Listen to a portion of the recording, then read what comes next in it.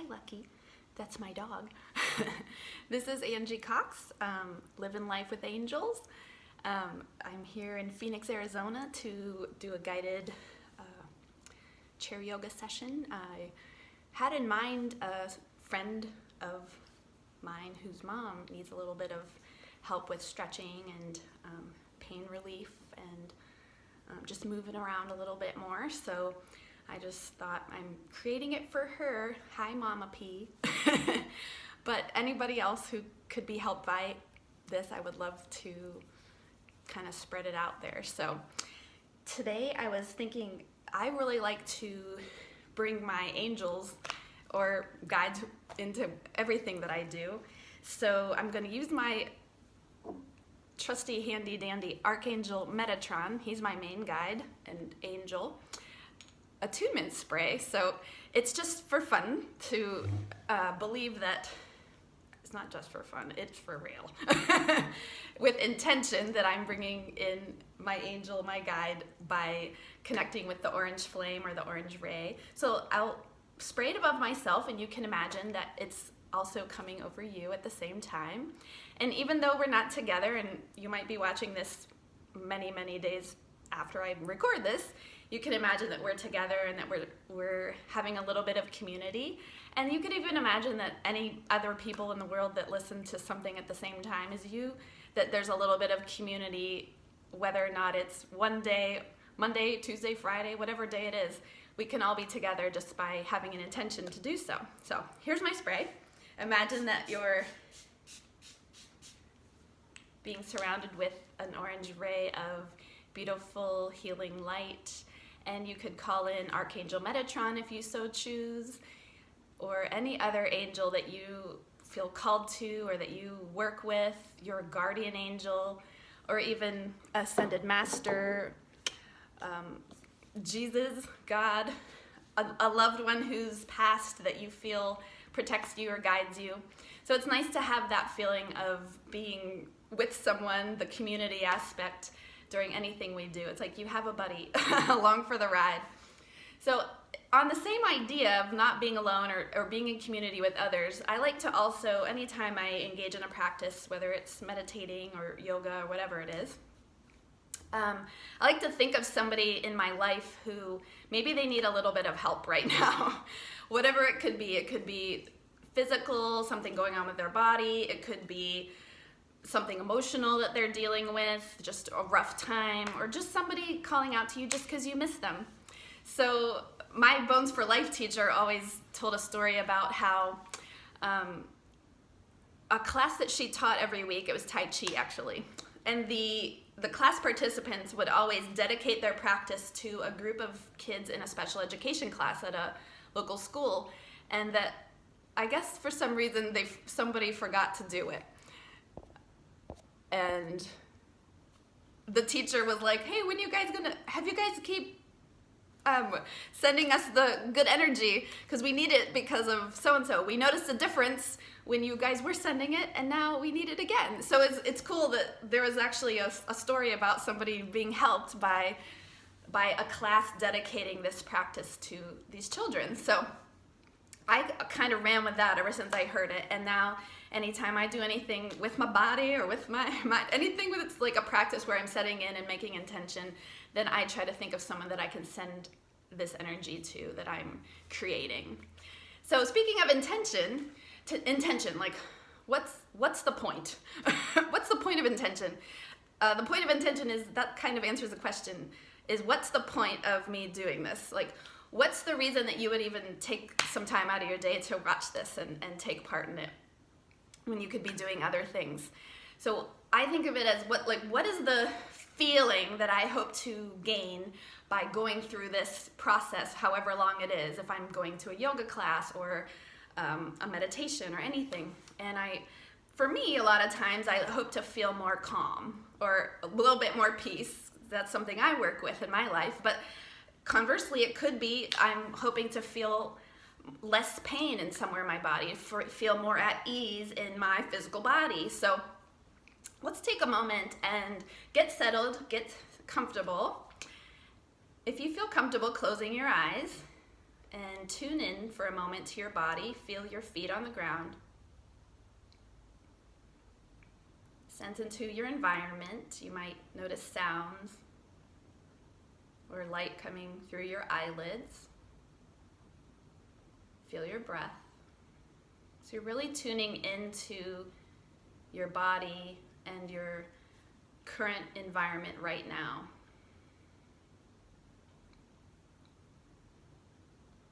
And just ask yourself the simple question, how do I hope to feel as a result of taking part in this today? A really simple answer may come forth. It could even just be one word. So we could form that into the intention for the practice. You might verbalize it inwardly in the present tense, which can be a really powerful way to form intention. Maybe I am peaceful, or I am at ease in my body, or I am health, whatever it might be. Repeat that intention a few times inwardly so that it's almost like you're writing it into your body, into your cells, into your being.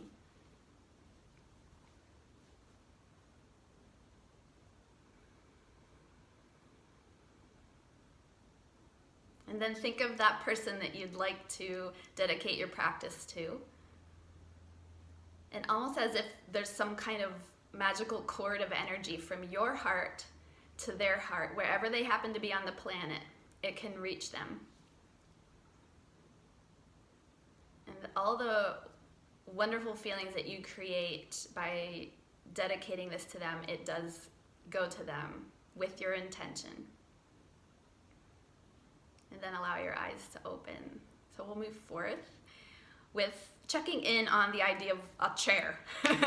So I'm sitting on just a dining room table chair that I have over here from my dining room. I would say, please don't sit on a couch, or definitely don't sit on a chair with wheels or one that swivels. We want to feel stable and grounded so that if we push with our feet into the ground, we're not flying all over the place. And then think about a couch, like my Bones for Life, I'm going to talk about her a lot, by the way. My Bones for Life teacher talks about how couches really aren't made for humans. Because think about how you sit when you're on a couch. You probably sit a lot like slouchy, your back's pretty rounded, your tailbone is tucked under, your pelvis is tilting back. It's very relaxed, not a lot of muscle engagement, so your neutral posture in your spine is pretty much nil and void, right? So think about in a chair like this, because of the nature of the chair, it's not super squishy. I don't really want to sink into it. My back's a lot taller, and you can see my lower back curve is in its natural state, which is what we want it to be in.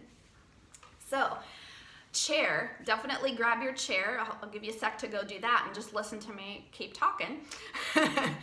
But once you have your chair, I invite you to do something that you might not be used to. Chairs, we have a tendency to sit way back and rest our back against the back of the chair. So that's a little bit, again, where we're kind of shutting off some of the engagement of our muscles, and a little bit of slouching comes in. Like, I'm just sitting here for a second and you'll see I'm starting to shift. My shoulders are rounding, my chest is collapsing, so I don't really feel like sitting up straight. But if I have to not be supported in the back, I have to use my strength of my body to keep me upright. So this alone could be a way to strengthen your back, just sitting in a chair that's not so squishy. So let's find our sitting bones. I invite you to take one hand, lift up one side of your pelvis, and slide your hand over. Just sit on your hand. And you'll probably feel, I know this is one thing that you probably wouldn't do maybe out in public, but at home you're okay, right? So you feel this kind of bony protuberance squishing into your hand or pushing your hand down into the chair. That's your sitting bone, the sits bone of your pelvis. So release that, go to the other side. You want to get a little bit acquainted with both of these, the very bottom of your pelvis. If you were looking at your own skeleton, your pelvic bone, it would look kind of like this, these two little, like a W shape at the very bottom, and the very bottom of those is the sits bones. So you're feeling that bottom spot right there, right now. and feel that. So in a chair, in seated, I want to feel like I'm sitting nice and tall and upright where both of my sitting bones are flat.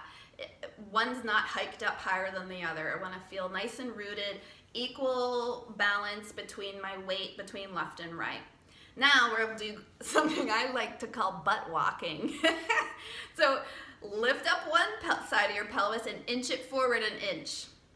And then lift up the other side and inch it forward an inch. So we're getting our spot in our chair that's really beneficial for us. We're inching a little bit, butt walk, left, right, pretend they're little feet on your butt until you're a little bit away from the back of the chair, maybe 6 inches or more. And I'll actually move my chair back so you can see more of me as we keep going. So I'm butt walking. That's a faster version. So sitting up nice and tall, feel as if your shoulders are stacked roughly over your hips. Your feet are flat on the ground, so definitely want to find a chair that gives you that sensation. Your feet are flat on the ground. Doesn't matter if you wear shoes when you're in chair yoga. So wear them or not, it's really up to you. Knees are coming out from the hips, so I could sit like this, I could sit like this, but really I want to be in a little bit of soft engagement. And then my legs are in a position where it's called 90-90-90. From the side view, you can see my ankle, my foot and the lower leg are making an L shape, right? My knees are making an upside down L. And then my hips and my back are making the third L, so that's 90 degrees, right? So that's a nice, strong, stable position to be in for any of this type of work. We'll start to move with our breath. So let your arms just dangle down. I'm going to butt walk some more, actually.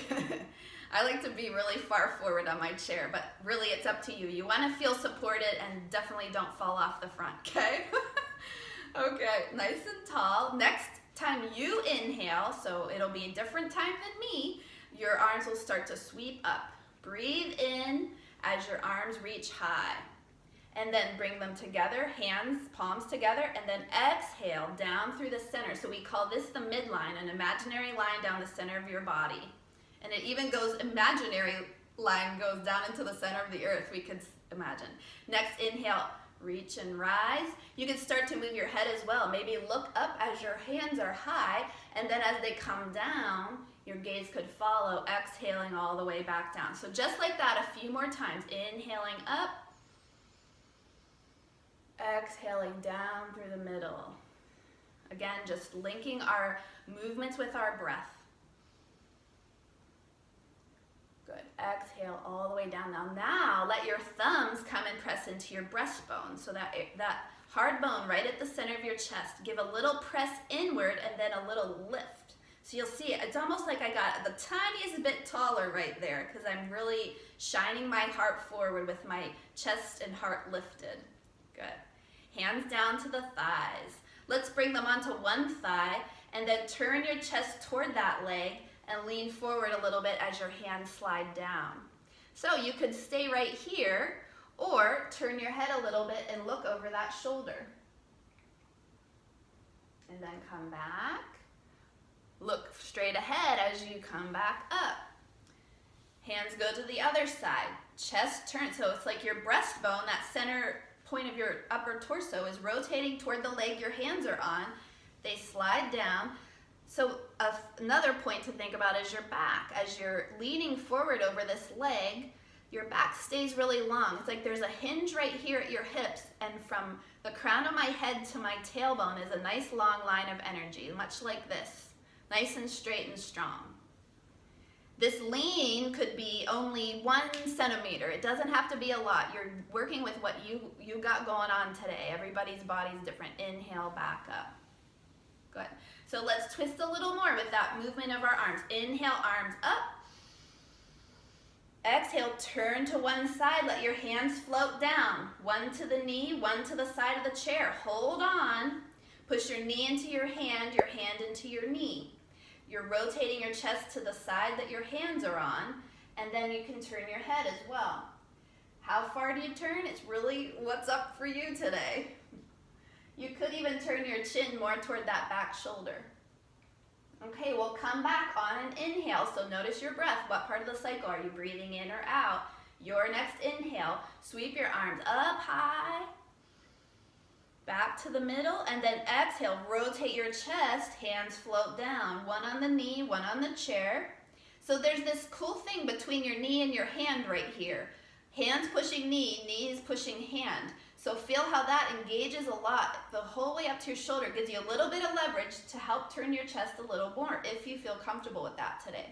So what's Angie's rule? There really isn't any hard and fast rules, but I would ask you to move forward being aware of your body and what it feels like today and how any position makes your body feel, and honor that. So if something feels like it's not right for you today, you're gonna say, nope, not doing that today, and, or I'm gonna only do that 5% instead of what you're demonstrating. Good.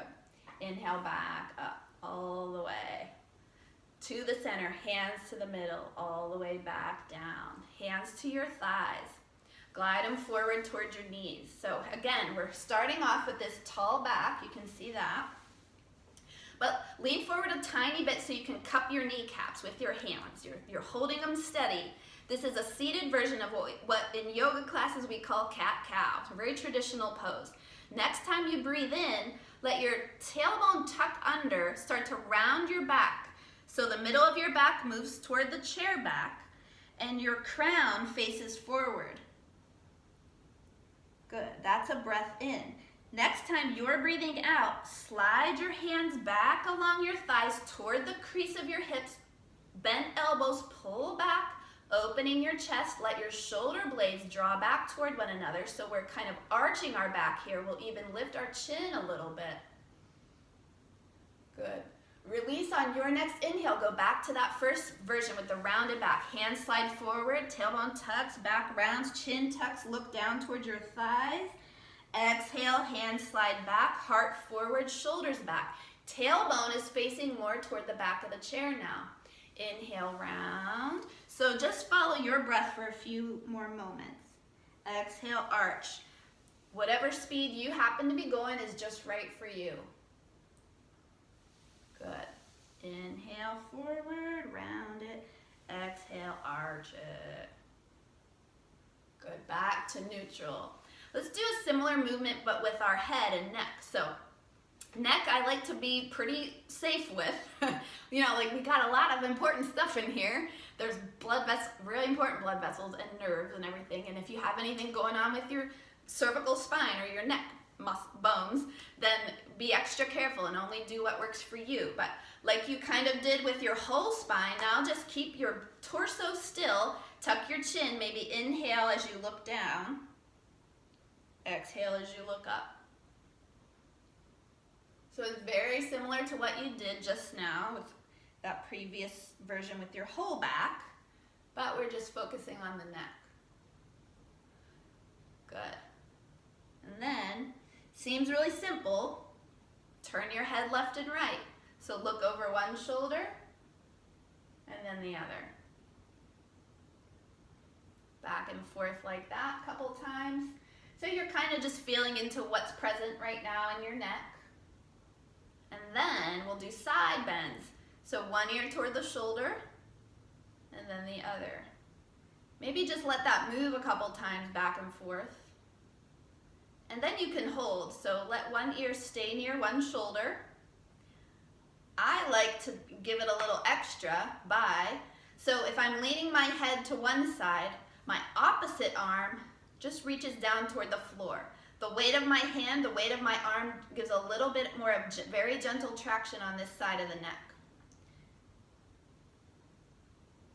And then hand to the thigh, lift back up, other side. So balance it out. If you want to let your arm weight, give it a little extra.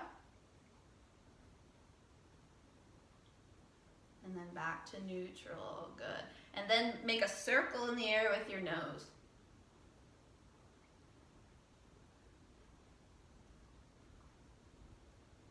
Go the other way. Good. Back to the middle, looking straight ahead toward the horizon. We'll kind of put a little bit of all of that together with a seated version of a sun salutation. So let's start with our hands at our heart, actually. Good. Next, inhale, arms sweep down and then make a big circle up. Exhale, hands forward, hinge at your hips. Keep that nice long back.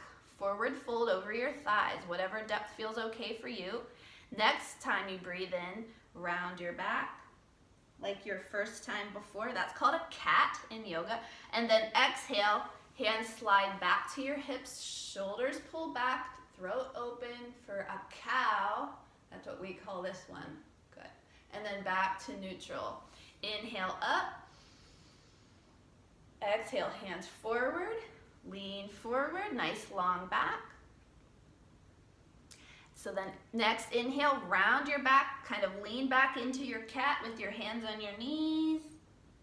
And then exhale, hands slide back, open your heart, look up. Next time you inhale, chest neutral, back neutral, breathe in, hands high, down through the middle. Let's bring our hands to our thighs and do one more twist to the side. And then the other. Back to center.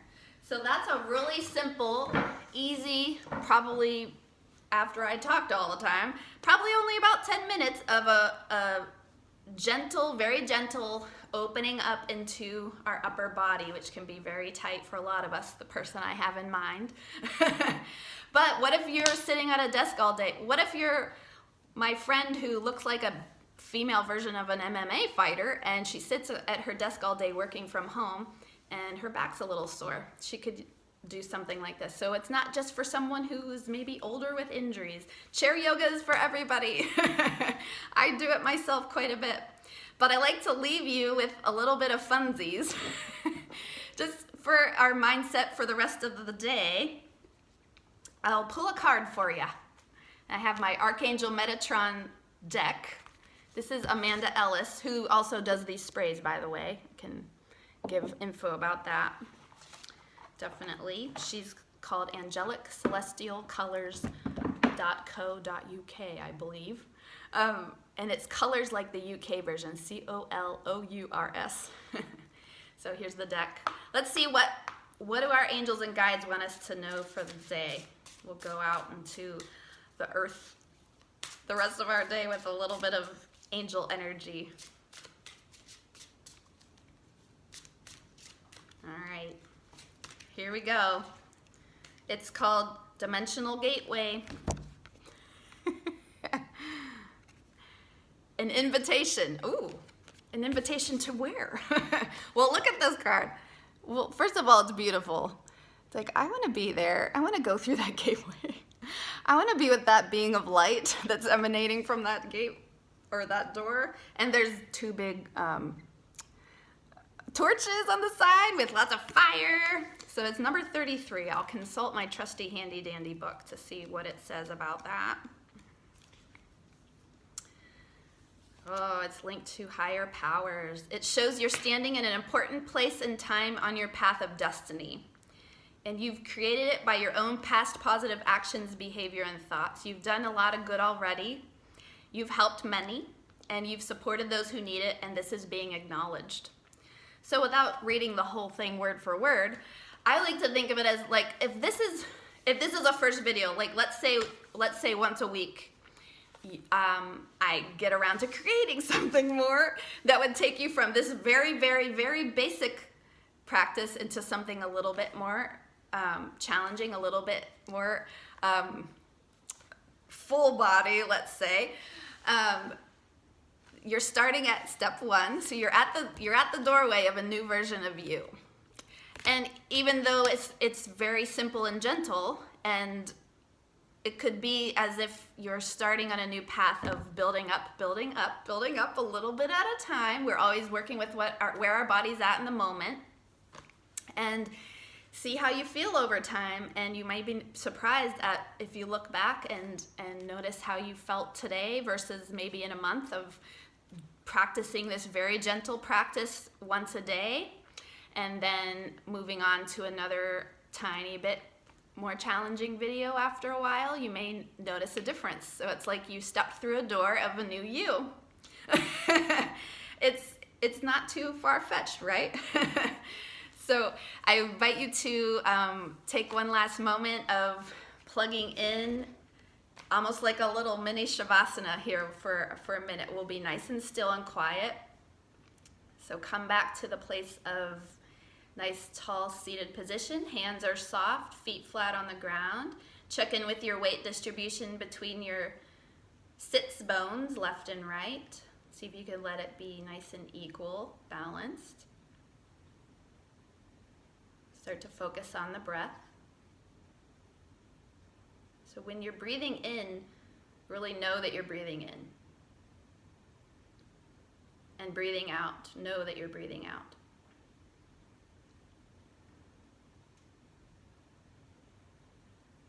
And notice how there's still feedback coming in from the environment around. You know, there's always sounds. It's almost like there's no perfect quiet place in the world to meditate these days. But let every sound that comes in be a soft, gentle reminder to bring yourself back to your breath. Even if your mind wants to call it noise or distraction, it's just a reminder. Come back to your breath. And notice how as you're breathing in, and then almost a split second later, you're already breathing out. So if you're conscious of the breath in, I'm inhaling, you might say to yourself, you really are fully present with that breath, with that moment. So you're coming to a place where you're more present. This moment right now. This inhale is this inhale. Next it'll be the exhale, and then that inhale's already gone. Your next exhale, as soon as it finishes and you're breathing again, that exhale is gone. It's just as much done as the exhale you breathed 20 minutes ago or even 20 years ago. That's in the past. This part of your breath is right now. This is the present moment. And feel that.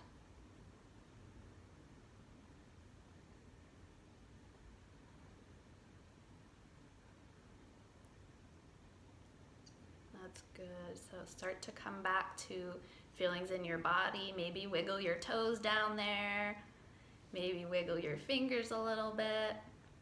Or even take the pad of your thumb onto the pad of every other finger, one at a time. See how that feels. It's like you're bringing yourself back. And notice back into your intention. Is there any level of feeling like you've shifted or changed just a little bit to feel a little bit more into that intention? Like if I was saying I'm calm, right now I'm definitely more calm. Even though I'm teaching, it's still being in the present, being with my body, being with my breath, and that's beneficial to me. So it's great. And then think back to the person that you were dedicating your practice to. And we don't have to keep that imaginary cord with them for the rest of the day. You gave them a little bit of your energy through this practice, that you've built up your energy, you shared it a little bit. So if you'd like to cut the cord and let them be on their own for the rest of the day, you can imagine that you're taking your hand down the front of your body. I like to do things 3 times. So 1, 2, 3. And this last one, send it down into the earth and then tap your thigh a couple times just to anchor that in. And now Mother Earth can take on anything that that person needs. So I leave you with that. Thank you so much. And the light and love in me honors, sees, and respects the light and love in you. Namaste.